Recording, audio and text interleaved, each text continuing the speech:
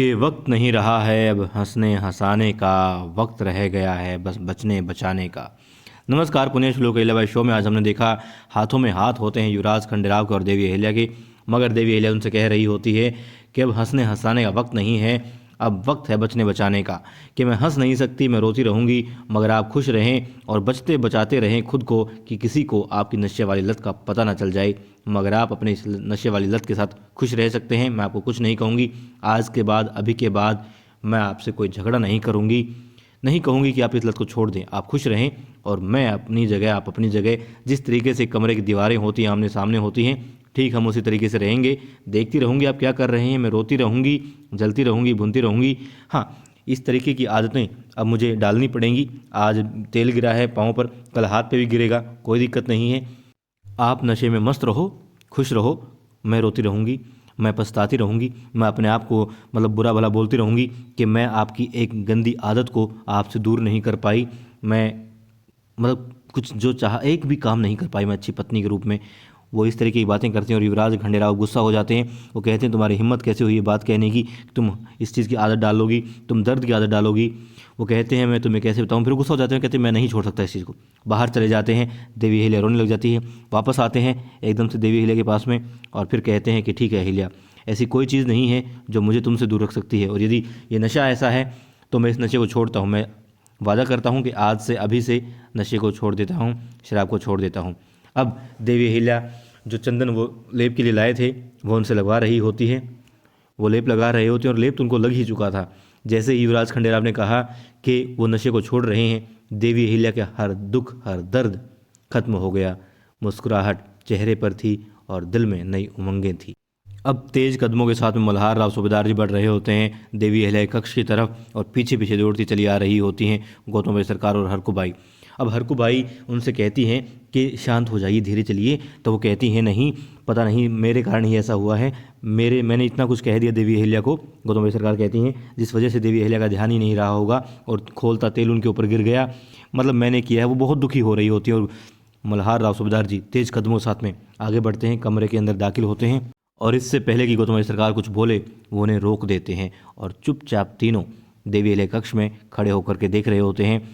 पलंग पर होती हैं देवी अहिल्या और उनके कदम होते हैं, उनके पाँव होते हैं खंडेराव जी की तरफ, और खंडेराव चंदन का उनके जख्मों पर लेप लगा रहे होते हैं। और देवी अहिल्या दर्द मतलब महसूस कर रही होती है, चेहरे पर दर्द होता है, मगर थोड़ी देर में ही वो दर्द जो होता है वो गायब हो जाता है।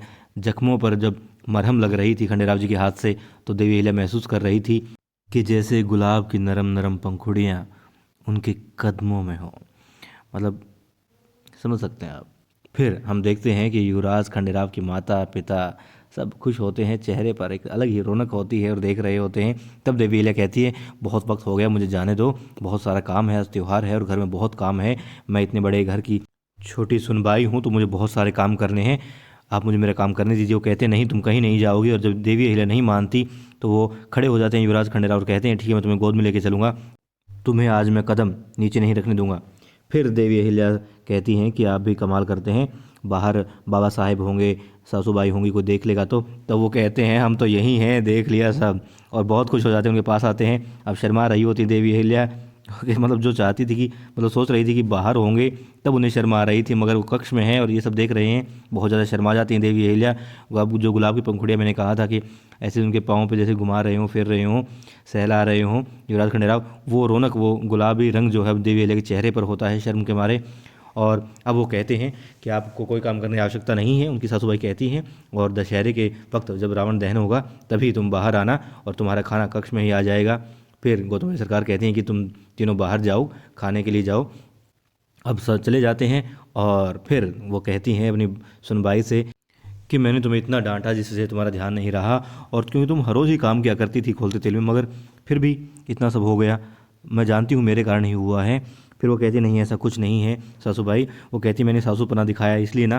कहती नहीं, आप सासूपना आपने दिखाया नहीं, आप ये सोचिए मत, और मैं बहुत खुश हूँ आपसे, तो कोई दिक्कत नहीं है, और अब तो सब ठीक हो गया है। और यही बात वो कह गई थी सूबेदार जी के समक्ष भी। तो सूबेदार जी कहते हैं मैं समझा नहीं। वो कहते हैं आप चिंता मत कीजिए, सब ठीक है, क्योंकि अब कोई वजह नहीं है दुखी होने की, चिंतित रहने की या उलझन में रहने की, अब सब ठीक है बाबा साहेब।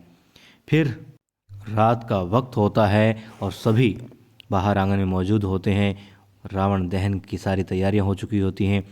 बालक जो होते हैं भगवान श्री राम के वेश में, लक्ष्मण के वेश में और माता सीता के रूप में होते हैं। और भगवान श्री राम जो बचपन मतलब बालक जो होते हैं जिन्होंने वेश धारण कर रखा होता है भगवान श्री राम का, उनको युवराज खंडेराव आज्ञा देते हैं, इशारा करते हैं कि हाँ अब आप दहन कर सकते हैं। पहले सबसे पहले तो आके प्रणाम करते हैं, बहुत अच्छा लगा, मतलब मर्यादाओं का ख्याल यहाँ पर है उनको।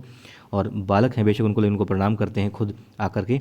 उसके बाद में इशारा करते हैं कि हाँ अब आप तीर चलाइए। और फिर रावण दहन हो रहा होता है।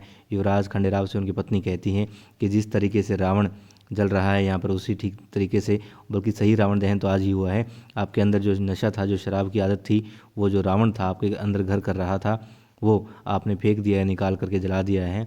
तो बहुत अच्छी बात है, वो खुश हो जाती है। मगर युवराज खंडेराव अब चिंतित होते हैं। वो कहते हैं कि मैंने कह तो दिया है, और देखो मेरे सिर्फ इतना कहने से देवी अहिल्या कितनी खुश हैं कि मैंने शराब त्याग दी है, तो त्याग भी देता हूँ, मगर मालूम नहीं कि कितना मैं अपने इस वचन को निभा पाऊंगा। हाँ, कोशिश ज़रूर करूंगा।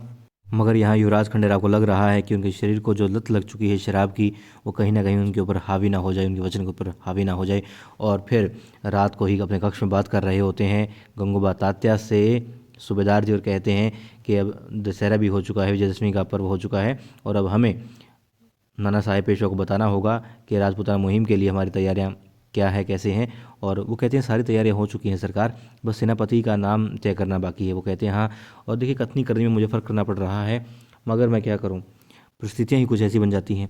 और वो कहते हैं कि मुझे ऐसा लग रहा है कि गुन्नू जी ही मतलब सेनापति के रूप में यदि वहाँ जाएँ तो अच्छा रहेगा।